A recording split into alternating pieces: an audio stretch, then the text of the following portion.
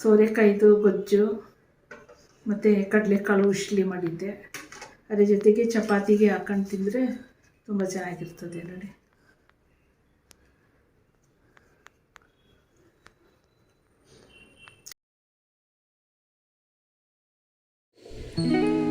ಬಾಣಲಿ ಕಾದಿದೆ, ಎಣ್ಣೆ ಹಾಕ್ತೀನಿ 1-2 ಸ್ಪೂನ್ ಅಷ್ಟು.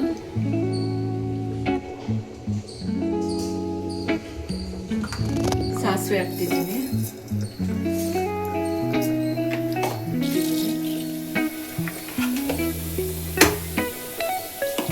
ಹಾಕಿ ಬೆಳ್ಳುಳ್ಳಿ ಹಾಕ್ತಾ ಇದ್ದೀನಿ.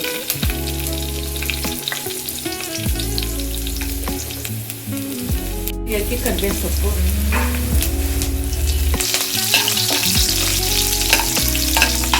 ಹಾಕ್ತಾ ಇದ್ದೀನಿ ನೋಡಿ.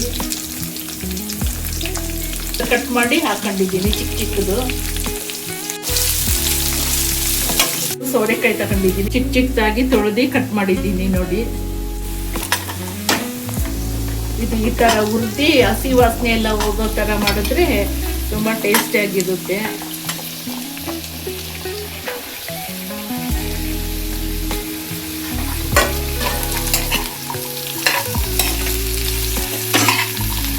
ಇದು ಹಸಿ ವಾಸನೆ ಎಲ್ಲ ಹೋಗ್ಬೇಕು ನೋಡಿ. ತಕ್ಕಷ್ಟು ಉಪ್ಪು ಹಾಕ್ತಾ ಇದ್ದೀನಿ.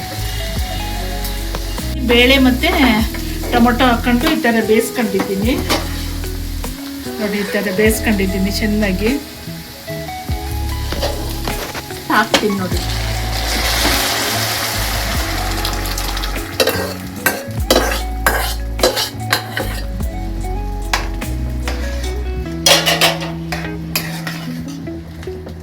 ನೋಡಿ ಕಾಯಿ ಇದೆ, ಸ್ವಲ್ಪ ಅರ್ಧ ಬೆಂದಿದೆ, ಸ್ವಲ್ಪ ಬೇಯಲಿ. ಬೆಂದಿದೆ ಸಾಕೀಗ. ಈಗ ಸಾಂಬಾರ್ ಪೌಡ್ರ್ ಹಾಕ್ತೀನಿ. ಮನೆಯಲ್ಲೇ ಮಾಡಿರೋದು ಸಾಂಬಾರ್ ಪೌಡ್ರು ನಾನು ಮಾಡಿದ್ದೆ ನೋಡಿ, ಹಿಂದಿನ ವಿಡಿಯೋಗಳಲ್ಲಿದೆ. 1-3 ಸ್ಪೂನ್ ಹಾಕ್ತೀನಿ, ಚೆನ್ನಾಗಿರುತ್ತೆ.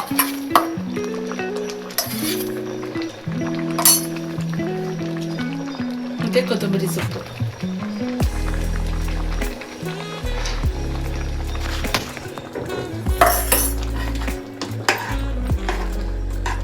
ಮತ್ತು ಮೇಲೆ ಸ್ವಲ್ಪ ಕಾಯಿ ಉದುರಿಸ್ಬಿಡ್ತೀನಿ.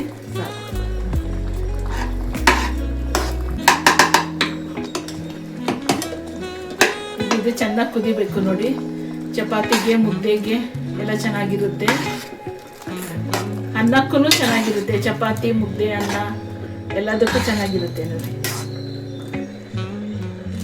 ತೆಳು ಬೇಕು ಅಂದರೆ ತೆಳು ಮಾಡ್ಕೋಬೋದು, ಗಟ್ಟಿ ಬೇಕು ಅಂದರೆ ಗಟ್ಟಿನೂ ಮಾಡ್ಬೋದು ನೋಡಿ.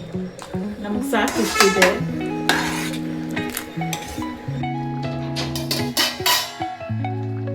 ಆಗಿದೆ ನೋಡಿ. ಈಗ ಎಲ್ಲ ಕುದಿದೆ ಚೆನ್ನಾಗಿ. 10 ನಿಮಿಷ ಕುದಿಸ್ಕೋಬೇಕು. ಖಾರ ಹಾಕಿ ಇಲ್ಲಿಗೆ ಒಗ್ಗರಣೆ ಹಾಕ್ತೀನಿ. ಈಗ ನೋಡಿ 2 ಸ್ಪೂನ್ ಅಷ್ಟು ಎಣ್ಣೆ ಹಾಕ್ತೀನಿ. ಸಾಸಿವೆ ಹಾಕ್ತೀನಿ, ಸ್ವಲ್ಪ ಜೀರಿಗೆ ಹಾಕ್ತಾ ಇದ್ದೀನಿ.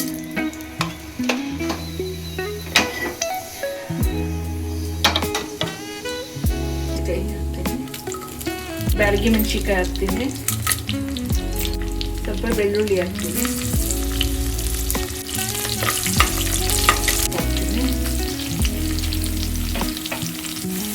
ನೋಡಿ ಈರುಳ್ಳಿ ಹಾಕಬೇಕು. ಇದು ಚಿಕ್ಕ ಚಿಕ್ಕದು ಎರಡು ಸೈಜ್. ಇದು ಕಾಳು ಬೇಯಿಸುವಾಗಲೇ ಹಾಕೊಂಡಿದ್ದೀನಿ ಉಪ್ಪು. ಈಗ ಸ್ವಲ್ಪ ಹಾಕ್ತೀನಿ, 1/4 ಸ್ಪೂನ್ ಅಷ್ಟು.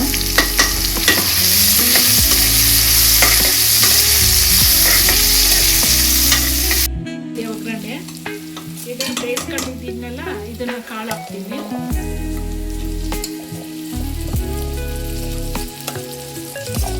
ಅದು ಬೆಂದಿದೆ ನೋಡಿ.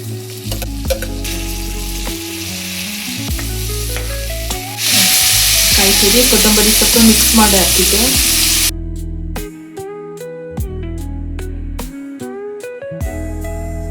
ಆಗಿದೆ, ತುಂಬ ಚೆನ್ನಾಗಿದೆ. ಗಮ್ಮಂತ ಸ್ಮೆಲ್ ಬರ್ತಾ ಇದೆ ನೋಡಿ. ನೀವು ಮಾಡ್ಕೊಳ್ಳಿ ಈ ಥರ. ಈ ವಿಡಿಯೋ ಇಷ್ಟ ಆದರೆ ಲೈಕ್ ಮಾಡಿ, ಶೇರ್ ಮಾಡಿ, ಸಬ್ಸ್ಕ್ರೈಬ್ ಮಾಡಿ. ಧನ್ಯವಾದಗಳು. ಚೆನ್ನಾಗೈತೆ, ನೀವು ತಿನ್ನಿ. ಲೈಕ್ ಮಾಡಿ, ಶೇರ್ ಮಾಡಿ, ಸಬ್ಸ್ಕ್ರೈಬ್ ಮಾಡಿ. ಈ ವಿಡಿಯೋ ಚೆನ್ನಾಗಿದ್ರೆ. ಈ ವಿಡಿಯೋ ನೋಡೋದಕ್ಕೆ ಧನ್ಯವಾದಗಳು.